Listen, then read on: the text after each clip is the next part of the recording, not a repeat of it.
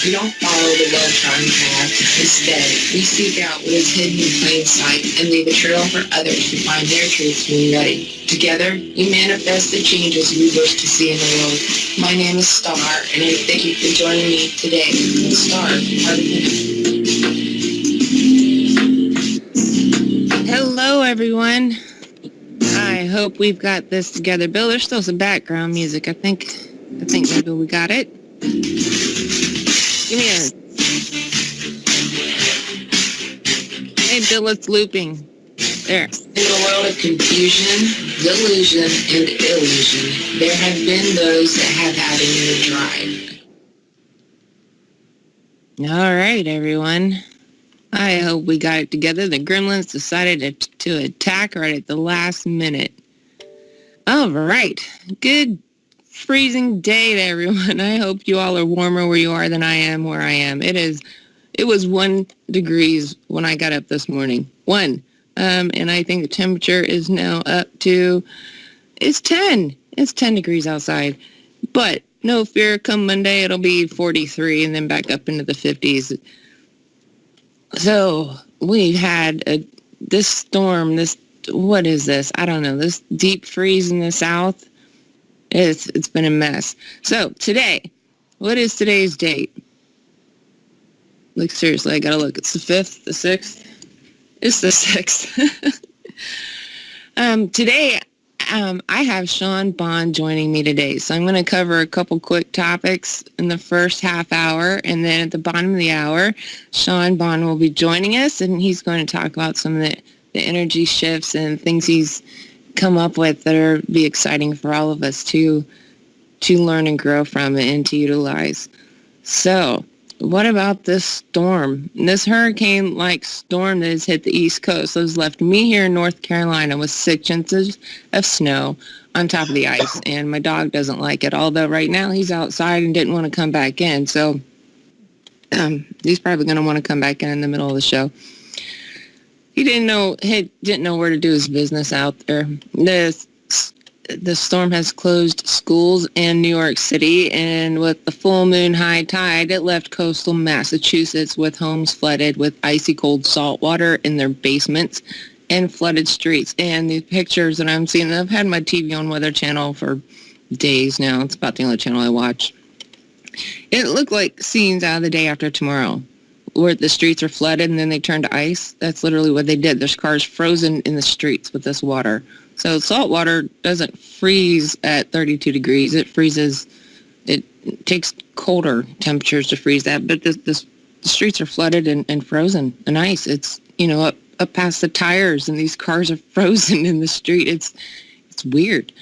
It's closed schools in Baltimore due to no heat, and these temperatures are like 20 degrees below our normal. And quite frankly, I want Al Gore to come shovel my driveway.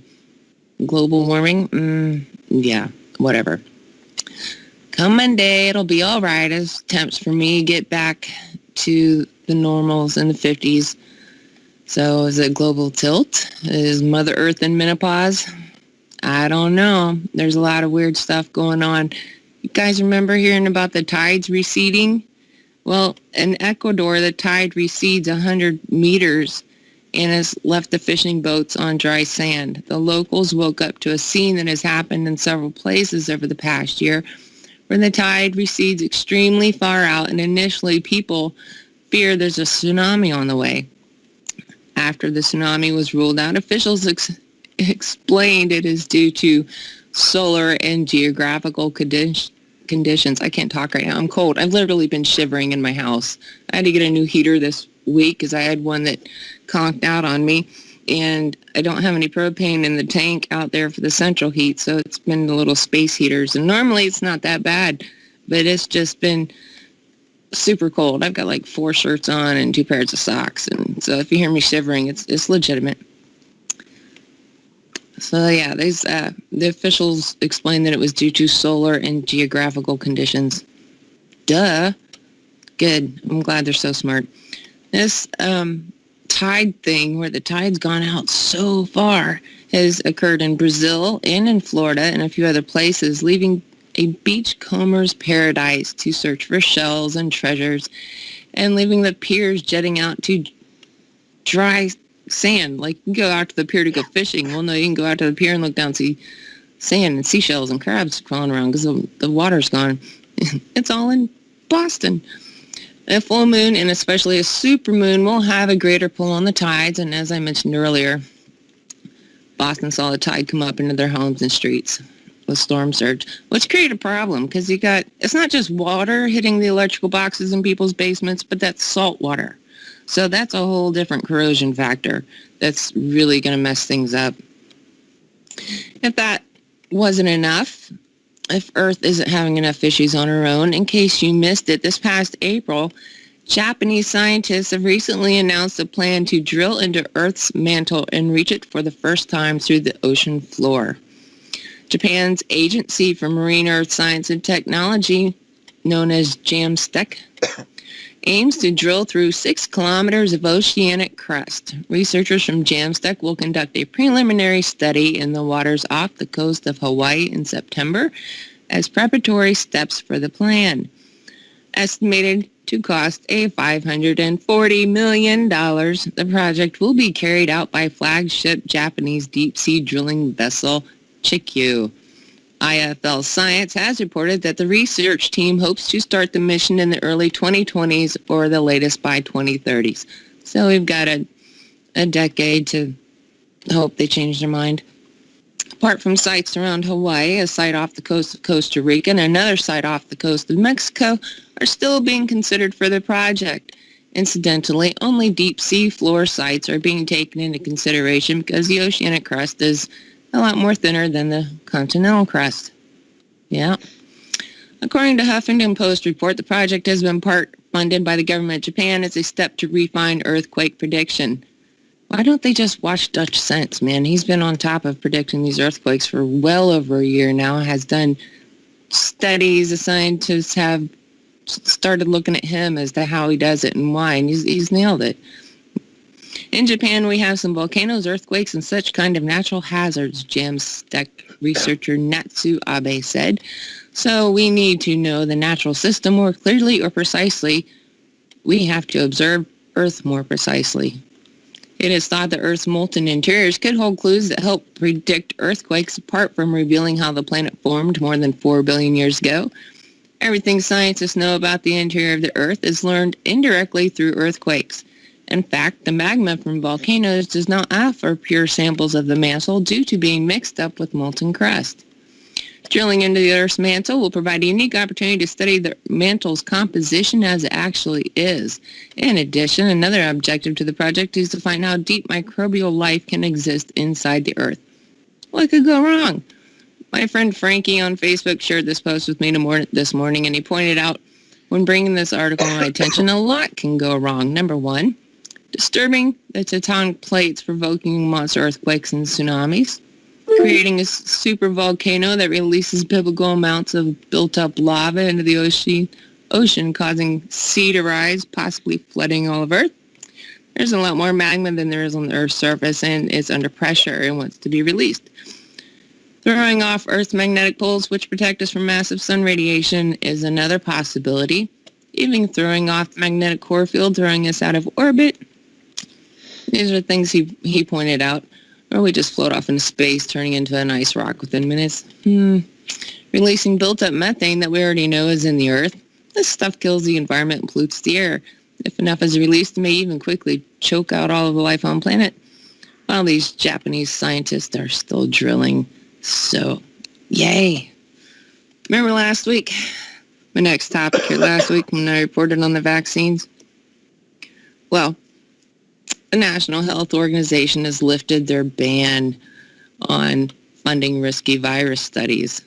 For more than 3 years after imposing a moratorium on U.S. funding for certain studies with dangerous viruses, the National Institute of Health in Bethesda, Maryland today lifted the so-called pause and announced a new plan for reviewing such research. But federal officials haven't yet decided the fate of a handful of studies on influenza and Middle East respiratory syndrome, known as MERS, that were put on hold in October of 2014. Two investigators whose controversial studies on deadly avian influenza viruses are among 11 on hold, welcomed the end of the pause. The NIH decision allows us to move forward. Virologist Yoshihiro Kawaoka of the University of Wisconsin-Madison wrote in an email, NIH officials believe the pending studies are probably outdated and scientists will want to submit new proposals. The new process, NIH Director Francis Collins says, will help to facilitate the safe, secure, and responsible conduct of this type of research. Critics of the studies, meanwhile, are withholding judgment until they see how the reviews process plays out. So, back to digging up bodies with the Spanish flu to revive it and see how it can kill us once again. It was Spanish flu. You guys remember this? I'm going to cover this. It was no longer a problem until the mad scientists thought it was cool to play with it. So I pulled this up on the Alaska Science Forum. Villagers' remains lead to 1918 flu breakthrough. The author of this is Ned Rosell, Rozell, R-O-Z-E-L-L. And it's from, I found that I had to go dig for it. It's from November 20th of 2014. The revival of the virus responsible for the 1918 Spanish flu, the killer of millions of people, was the end of a long journey for Johann Holton, 90. He twice retrieved samples of the virus from the lungs of flu victims preserved by permafrost in an Alaska village. Molecular pathologists used the latter of those samples to reconstruct the virus and discover that it jumped from birds to humans. Holton visited the village of Brevig Mission on Alaska's Seward Peninsula on two separate missions nearly half a century apart. He wanted to find what he describes as the most lethal organism in the history of man. You know, sometimes you just need to let things stay buried. Holton was studying microbiology at the University of Iowa in 1949 when a virologist there mentioned that the key to understanding the long-gone Spanish flu of 1918 may be frozen in the bodies of flu victims buried in the permafrost. Those victims could possibly be found in Alaska, where Spanish influenza did to Nome as the Seward Peninsula what the Black Death did to 14th century Europe, wrote Alfred Crosby of the Forgotten Pandemic. In 1951, Holton traveled to Brevig Mission. There, in 1918, the Spanish flu killed 72 of the 80 people, 90% of the village, in 5 days, from November 15th to the 20th in 1918. In 5 days, it killed 72 people. It was that fast. The deadly virus may have reached the village on the breath of men bringing supplies to the nearby village of Teller. Brevig Mission natives who loaded their dog sleds with supplies there might have picked up the virus by working beside the men. After the sudden fatalities of the Brevig Mission, officials at the territorial government hired gold miners from Nome to dig a grave large enough for 72 people. Driving steam points into the permafrost on a hillside near the village, the miners thawed a hole 12 feet wide, 25 feet long, and about 6 feet deep. The bodies buried there remained somewhat preserved by the frozen soil surrounding them. When Holton arrived in 1951, with the permission of the village elders, he built a fire on the ground surface to thaw the permafrost beneath. Then he shoveled off the melted soil, exposed a new surface to the air, and repeated the process. It was a lot of work, Holton said from his home in San Francisco. It took 2 days to reach the first body. I'm just shaking my head at all this, but Holton removed lung tissue from the body and brought it back to the lab in Iowa City. Try as he and his colleagues might, they cannot revive the virus nor gain any insight into what made it so deadly. Maybe that was nature telling you something. 46 years later, Holton read an article in the journal Science written by Jeff Taubenberger, a molecular pathologist who was looking for samples of the flu virus to supplement tiny samples saved from 2 young soldiers in 1918. Using $3,200 from his savings account, Holton, at age 72, traveled back to Brevig Mission in 1997. There, with the help of 4 native boys, he once again opened the mass grave. He removed the preserved lungs of a woman who had died from the flu and shipped them to Taubenberger's lab in Washington, D.C. Using the samples in 2005, Taubenberger and his colleagues reconstructed the 1918 virus and revealed that it originated in birds and mutated to infect people. Virologists have called it the largest breakthrough in years, a discovery that could save many lives. Holton remains humble about his role. What were the reasons for doing this experiment? Yeah, the influenza pandemic of 1918-19 killed an estimated 20 to 50 million people worldwide, many more than the subsequent pandemics of the 20th century. Biological properties that confer virulence to pandemic influenza viruses were poorly understood. Research to better understand how the individual genes of the 1918 pandemic influenza virus contribute to the disease process could provide important insights into the basis of virulence. This kind of information will enable us to devise appropriate strategies for early diagnosis, treatment, and prevention should a similar pandemic virus emerge. Yeah, just leave it to the CDC. They're always coming up with new ways to test new diseases on us. Additionally, such research will provide us with the general principles with which we can better design antiviral drugs and other interventions against all influenza viruses with enhanced virulence. Yeah, we've covered that last week. They don't know exactly what strain of flu is coming out the next year that they're giving you the flu shot for now, amongst all the other things that are in the flu shot. I'm not going to go over all that again, but and finally, yes, I got through that a little faster than I thought I would, which is good.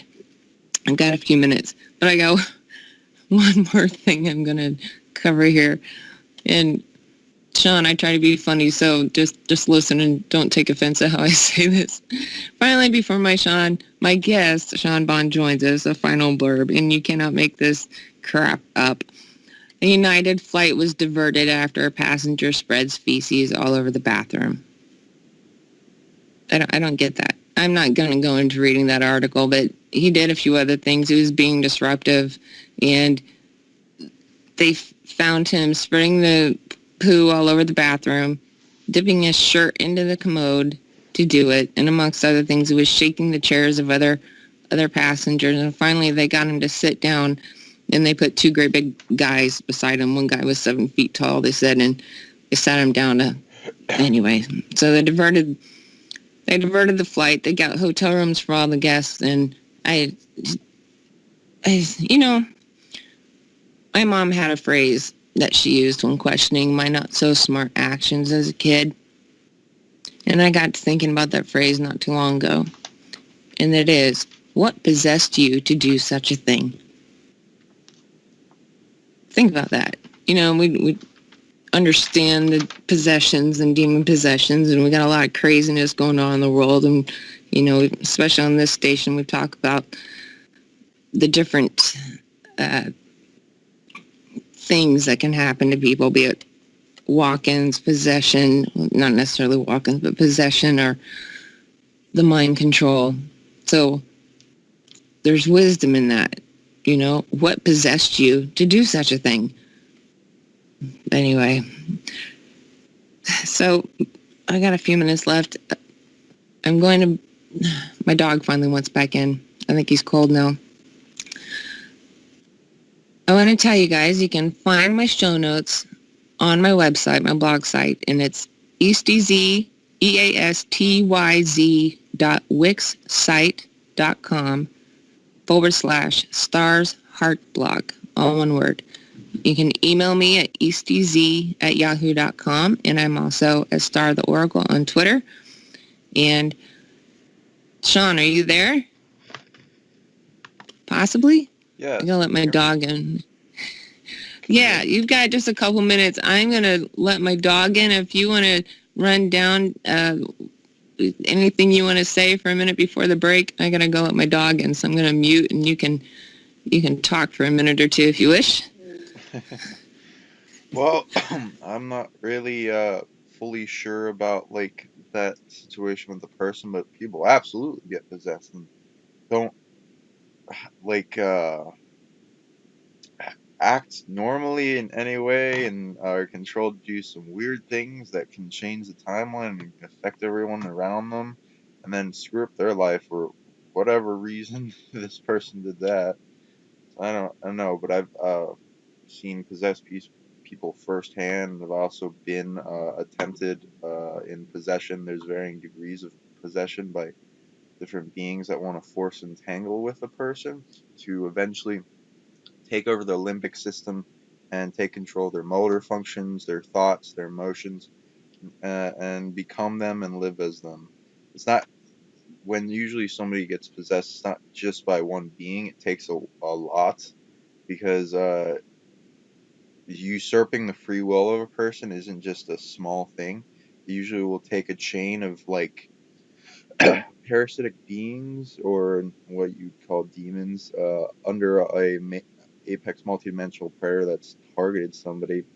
Pull whatever number is needed to force through the defenses of the auric shielding and the reality bubble and take away the sovereign free will down to one and get them not to notice it. And it feels like a creeping in frozen window sill that's kind of like the Dementors in Harry Potter. It feels like you're losing all awareness of everything that would empower you to take back your free will, memory, empowering things, the remembrance of what it takes to cultivate love, the person's individual power.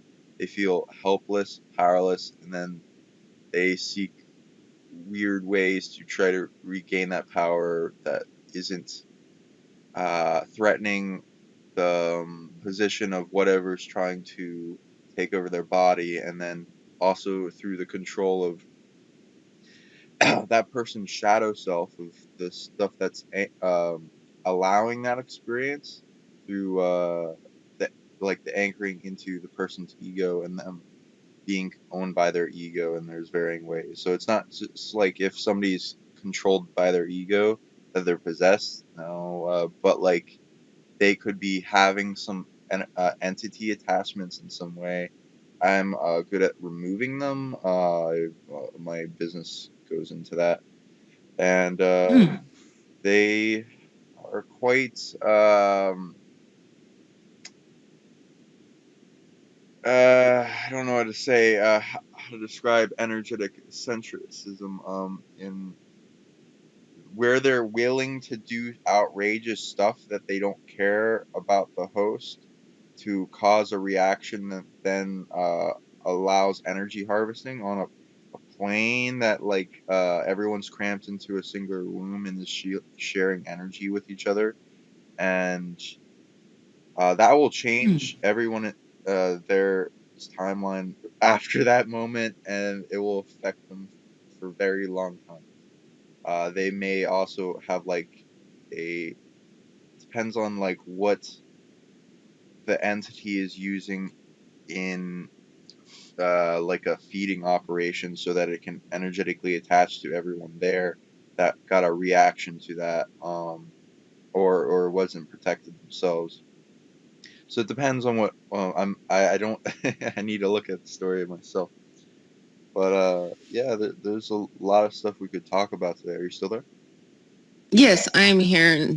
The dog's still out there somewhere. The cat decided to come back in. Okay. So, oh, yeah, it's, that's gross. Right? I, I, I have dealt with the spiritual warfare myself, getting physical attacks, I guess. Yes, the way physical attacks. Steph was telling me the night before last, he would, in his dream, he couldn't see them, but he looked in the mirror and he could see he was surrounded by all these beings. And so he immediately, it clicked in for him. He's used the name of our Lord Jesus Christ and told them, no, you're not allowed to do this. And they immediately left. And with that, he woke up suddenly, like immediately. And I said, well, that's good. That's good. Yes, you do have the power to get them to stop. They have to flee in the name. So that's what I have learned to use. I was born and raised Southern Baptist, but I don't adhere to any dogmas. Let me just put it that way. I have not let go of my faith. My faith is my stronghold. If anything, it's expanded greatly. But I have let go of the confines of the religions. That's But great. there is power there is power in the name of Christ Jesus, most definitely. And it's been evident in my life, and it just proved evident in Steph's life the other day too. So when my mom would say that as a kid, it just, things you hear all the time, you don't think much of it. And then it's been this past couple years that it just crossed my mind again. Sharon, what in the world possessed you to do such a thing? And I just thought it was my mom using one of her sayings, but literally, quite literally, what would possess you to do such a thing?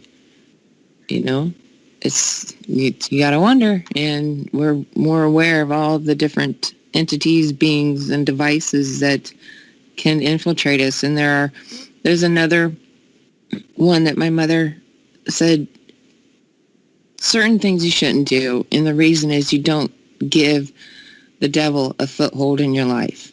Meaning, if you're going to do that, you're going to compromise yourself. So you're going to give him an allowance, a way in. But we're going to break now, and when we come back, Sean, the floor is going to be yours, and you can go into all the cool things that you want. So everybody will be back in about 3 minutes.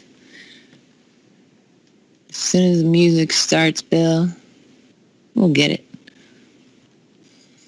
Do. I'll sing. Da da da da da da da.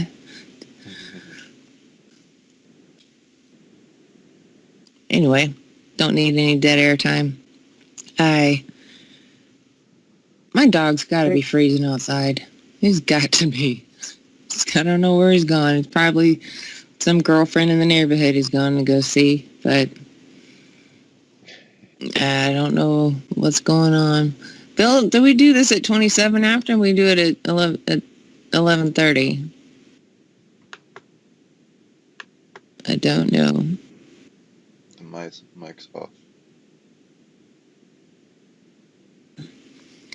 We'll just talk for a few. Alrighty, we'll just keep talking. Okay.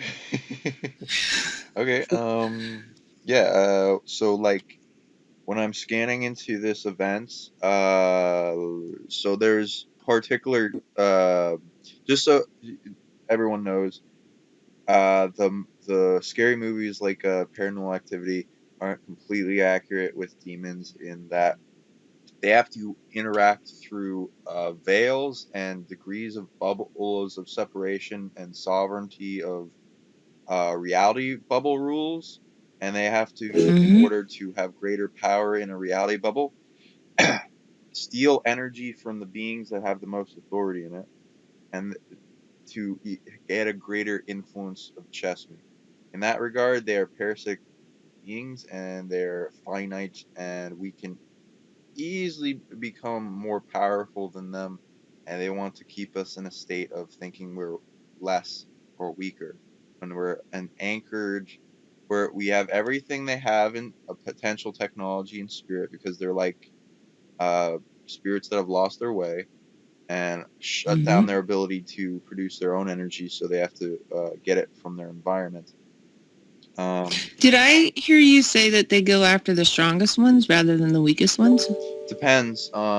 If it's if they're just random traveling around negative parasitic ghosts or demons that are looking for an easy target, or so that they can get long standing energy harvesting system from that being without becoming aware of them. They don't want anyone to become aware of them. They don't care if you believe in them at all. It'll just like their energy harvesting systems and feeder tubes will manifest as neck pain, back pain, shoulder pain, tailbone, all kinds of, depends on where they put their little siphoning off uh, energetic tube of connection to harvest energy. But like, if it is a targeting for suppressing a being that is potential to become incredibly powerful, there's a whole energy harvesting system to targeting those high-powered spirits with the archonic grid of demons and management of the saddle put over the natural incarnating grid of Earth to suppress her, and they target powerful beings very, very strongly with high class predictive models of, I don't know, time, consciousness awareness, stolen abilities, because these archons think they're gods. So they have it whispered into their mind, and they're energetically forced into an evolutionary standpoint where they're holding up a system for a aspect of the system of domination control for a time until they like move on, or they fade out because it's like a pretty horrible job.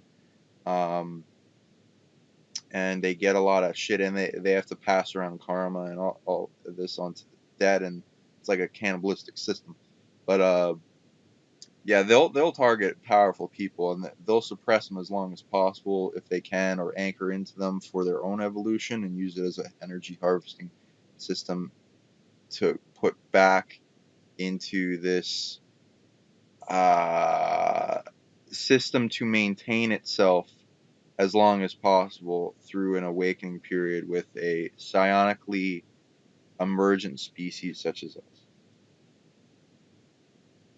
And there are types of species that Interesting. specialize in the excrement and the shit elemental world, of Mm-hmm. processing of the negative energy, the toxins, the bacterial microflora, the intestines, all the blockages that go in that, and the programming. It's like a whole energetic war that's going on in our shits. It's like, and in the sewers and stuff. And for territory based on different beings that have in that expression. I have like a programmed effect with mine that I quarantine things that have force entangled with my body, and then break it off into my excrement so that I like have a dumping system for that resolves them over time. It's like excrement elemental jailers that like hold them in holding cells until they heal, and then are brought back through the fertilization process of life back into nourishing uh, the greater levels of evolution for like growth of like the tree of life concept. But Well, question. So, in that regard, is a composting toilet a better idea? it can be. It's like you're quarantining all the demons that are force entangled with you into your shit, and then you're de- getting rid of it in your body, so you can make a very powerful chess move with like where you grid, or where, like, if it's like helping the land, you can work with Earth in a mystery school to amplify that to a greater ability, so that everything that's resolving through what your waste products is amplifying the land where it comes into existence, and healing whatever negative expression was before, and reprocessing it into a positive expression of the planet, and then that nourishing the plants and them becoming incredibly spiritual, because fertilizer itself has like a deep science, and it can be amplified immensely spiritually as well. Though like a lot of this doesn't happen with, because most people aren't spiritually, so a lot of the shit is just negative programmed, and you can feel it coming out, and it just like feels really good to release, and it just, you want to get it out of you as much as possible, and it's like a sometimes burning for people. Spiritually, it's like a quarantine. Oh, you just captured a huge demon or something. The but like possessed Or people, those it's out of control, out of jalapeno control. eggs? Yeah. Yeah, and it can open portals. Sometimes fertilizer, like anything that like we have like sensing devices with our nose to tell if something energetically is opening in a connection of one bubble reality to another, and it comes up as like either a unique smell that can be offensive to our odors, as like a concept to become aware of if there's negative portals opening up in our reality bubble or environment, or if it's like a sweet smelling concept when it where it can be either positive or neutral. A lot of these, Such as like when, sorry to jump in, when people say they have a sulfur smell, yeah, that's usually connected with demonic presence. When you smell the sulfur or the nasty smells, or on the other side of that, like a couple weeks ago when I was just totally surrounded by this fragrance of sweet roses, yeah. then that was a positive. So interesting. And Wow, this also is really plant cool. I know medicine we're and talking about fruits. crap, but this is really interesting. Go ahead. Yeah, and plant medicine and fruits can automatically have like some type of energy portal set up in like a filtered way. It depends on what it's allowing to travel through it, where it's connected to, where these plants have existed in like sometimes they exist in other realms and have like a deep connection to a certain realm on this planet or another planet. It depends on how that plant came into existence and was cultivated and spread through distance and brought with refugee species here because we're like a giant refugee camp for species that either have been getting away from destruction events or destroyed planets or wars or all kinds of things, and Earth collects them for like a resolution process between all species in this galaxy and beyond. Um, My mind is going 12 different directions with this. I'm thinking of like our garbage piles, our compost piles, the floating island of plastics trash out in the ocean. We're by by being wasteful ourselves, we are giving places for demons to harbor, yeah, essentially, yeah, for negative entities to harbor. hmm So by composting, by recycling, by living greener, we're not giving them a place to be, but we're also transmuting that negative energy back into positive energy. Wow. absolutely, yep, Wow, this is huge. This is just more reason, and even cleaning your house. You know, cleaning the house to feng shui it, to get it clean out the negative energies. We're literally cleaning out the negative energies. oh, absolutely. And like I recently went into with some friends. We were like tracking back concepts of what is a way to bring a balanced state of being to any degree of programming in a person, and that some people that don't understand what it is would call OCD and a obsessive compulsive disorder. It's not like actually that almost at all. It can be very um, much healed in many aspects. It's not even a completely negative thing. It's like a positive thing that brings us into a state of we need to have our environment in a organized, ordered state because there's a reflection of our environment internally that programs to, oh, if I'm getting this unordered state of being into order, this will also bring an internal state of order to myself. And there's like certain like I was tracking back my friend, and they had like this like so like the wisdom from that, if you keep that going, because it is a teacher that brings you into a greater state of being that lives in harmony in the self and feng shui. If you keep that wisdom and then say, okay, I'm also getting a negative feeling anytime that I'm in an environment that that's it's not right, and it's interfering with my ability to have a good time in any way. In like sometimes we have to be in negative environments and there's nothing really we can do about it because it will self perpetuate and just get worse again later. So there's also wisdom to that, being able to be resilient in that environment. But when I was looking at the negative emotion, because that isn't required, it's what brings us into the state of awareness where we realize we have to be like that. Once we realize that wisdom, we can get rid of the negative feeling and still keep the wisdom and track back what that is impeding us from feeling good all the time.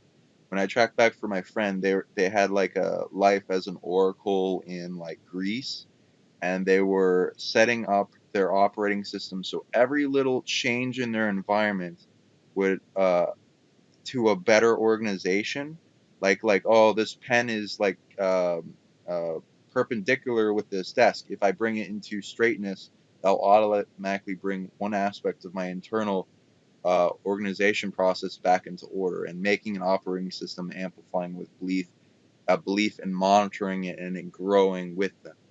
And then that oracle had like all aspects of their environment in order, into also symbolically representing a place of their multidimensional self spread past the solar system, galaxy, and universe.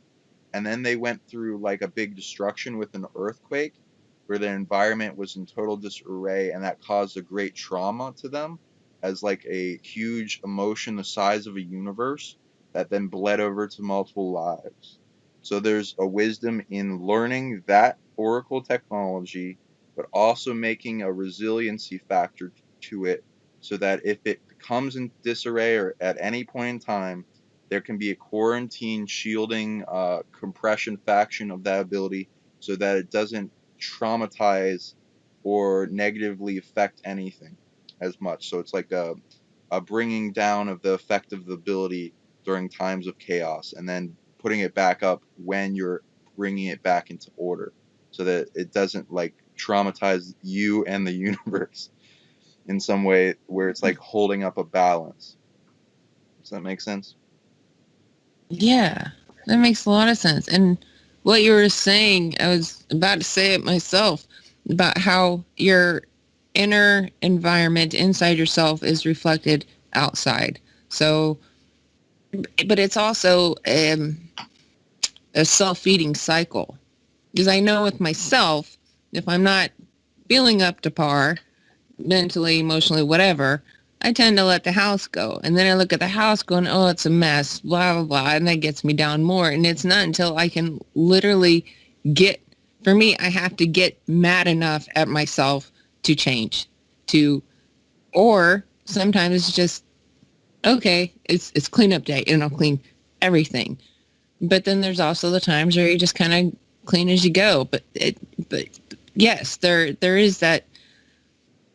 It feeds itself. The negative will always try to keep feeding itself and keep things going, but we can also switch that within ourselves and learn, like you were saying and describing, how to keep the positive going and feeding. And going back to my Bible days, enter his gates with thanksgiving in your heart and enter his courts with praise. So if you wake up thankful and grateful and appreciative, and you can do that in the morning, that sets the energy into a positive direction, and it makes it easier to go through the day. Wow, Sean, this is awesome. I love how things just happen, and I'm glad that you're on the show today and that we are talking about crap, literally, because we all have it in our lives. We all need to deal with it. And if I'm debating on how personal I want to get with my own situation. I dated an alcoholic for almost 5 years, and I left him repeatedly when I got enough, but I kept going back until literally I had to move towns to get away from him. But he really did a lot of damage. Like I lost myself. I was on this spiritual kick, and the channeling and the positive spiritual things and writing stuff and all that, and it just came to almost a standstill because I had gotten into just basically a self-preservation mode, like to just the basics, and it's taken me a long time to heal that. And finding stuff and being able to open up to love and trust again took a while, because I gotten so hurt so repeatedly. In fact, I had told that alcoholic boyfriend at the time that I don't have any more room in my heart for your knives. It's full. I had shut down. And even my daughter recently had told me that I'd gotten meaner. I've changed. I've gotten meaner, and I said I had to so I could preserve myself, to to defend myself. But in relation to what we're discussing, it is those demonic attachments, it's those negative entity footholds, it's those things that I've gone into and knowing full well, having the spiritual upbringing I did, knowing what was going on. But the other side of that, I still had this belief in humanity. I had no idea people were actually that mean, that uncompassionate, that cold. So it taught me a lot. And if anything, it has helped sharpen my sword.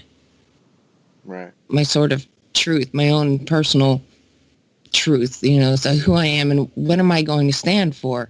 This unconditional love thing is good, but we're also warriors. I am a spiritual warrior.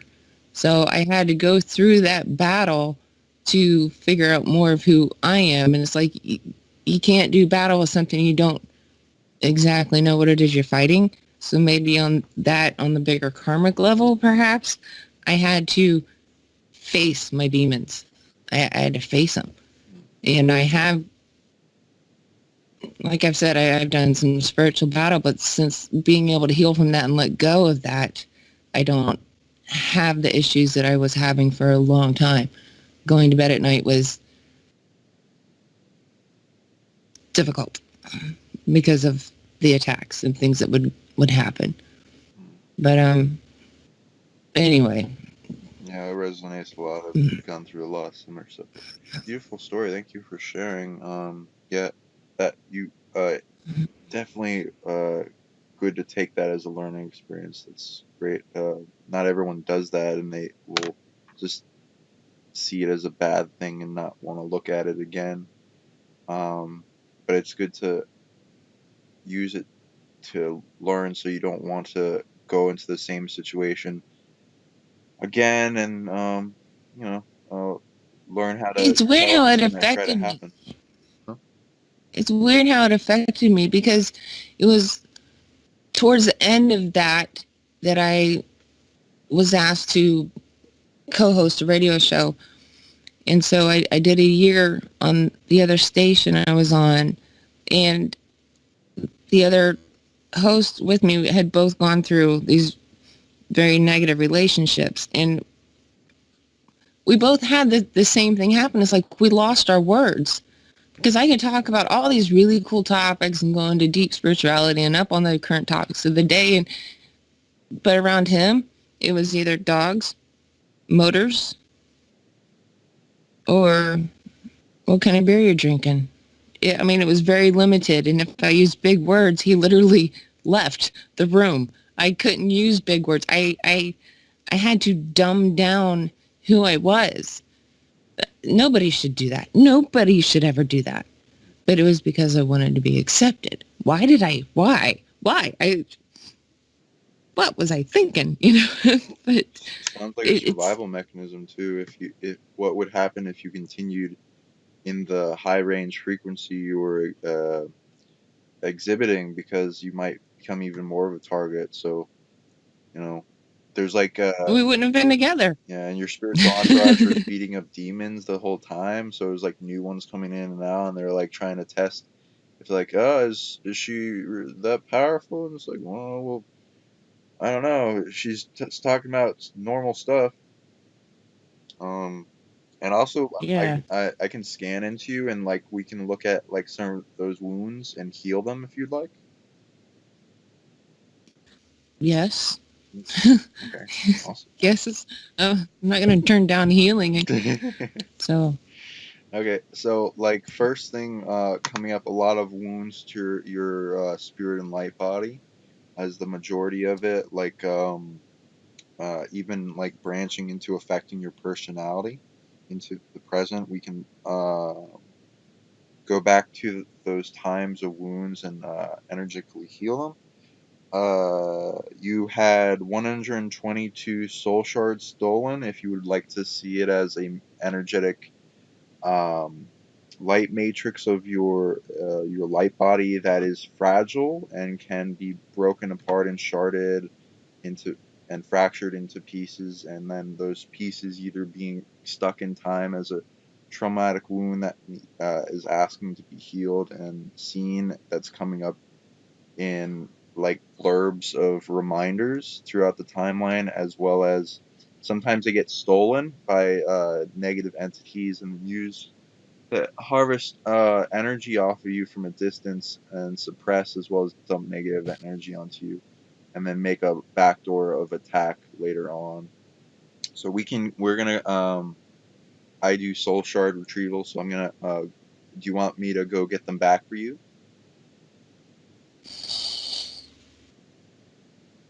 Yes. Okay. So we're gonna do that, Yeah. and I'm gonna heal them and all that, and then we're gonna slowly integrate them. Because we don't need a visceral reaction to it, though I can do that, but we don't need to. And then also going into your intuition of feeling like you're getting wounds of like knives into you in your heart and your emotions and your ability to be you.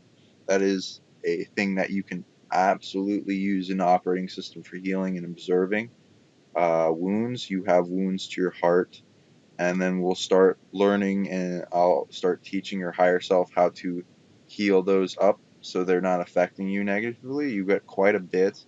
You got like over 1 million wounds in your heart, not just from that event, but that event anchors a lot, not just for this lifetime, but like similar situations you've had in other lives that are replaying out as a reminder to learn from and resolve all those lives all at once this lifetime. And we can do that. And Well, we've got about 4 minutes till break, so about 3 minutes. So okay, um, we won't get too deep in it before, but do whatever you need to do. sure. So I'm doing that now, and we're gonna do that in background. We can continue talking. I don't need to like. I'm good at multitasking, but your heart technology has taken the most of the wound. There's like a large amount of trapped emotions. The biggest one you have is the size of a galaxy. So this is interacting with the trauma that you got then, that also interacts with branching versions of yourself. Like you have a chain or a tree of higher selves that go back and in evolutionary process and get really powerful. Like you got one in the center of the galaxy, in this galaxy that's holding management space for a large amount of the branches and fractals of your being. And you have versions of yourself going through wounds in a similar way, and you are interacting with that version of you in commerce as an oracle celestially to trade them for what you're good at. So you're releasing that emotion for them while they're trading you a bunch of stuff for that. And your heart, I'm also looking at the light body. You've had a lot of like energetic non-local bodies that you send off to distance, stolen. Through that relationship, the being you're with was very haunted, and the alcohol opened fuckloads of portals that just reinforced their haunting. As we call it, spirits. So it's like allowing that to influence the personality and change the life paths of him and being people around him. So we're going to reclaim that, and then also getting rid of negative connections to that being that is constantly wanting to reconnect to your field, and for whatever reason, even if he's aware of it or not aware of it, because he's not really owning himself. So his technology isn't really in his awareness, being used to negatively steal energy from you. Um, yeah, and so we're gonna get rid of that. That's also like we're making a counter chess move to every time that happens again in the timeline, and then expressing cutting cords at a greater level and resolving all karma with his beings, so that you don't have to have them in your life. I'm assuming you don't want to deal with them at all. Correct. Right. Oh, we may have to pause there.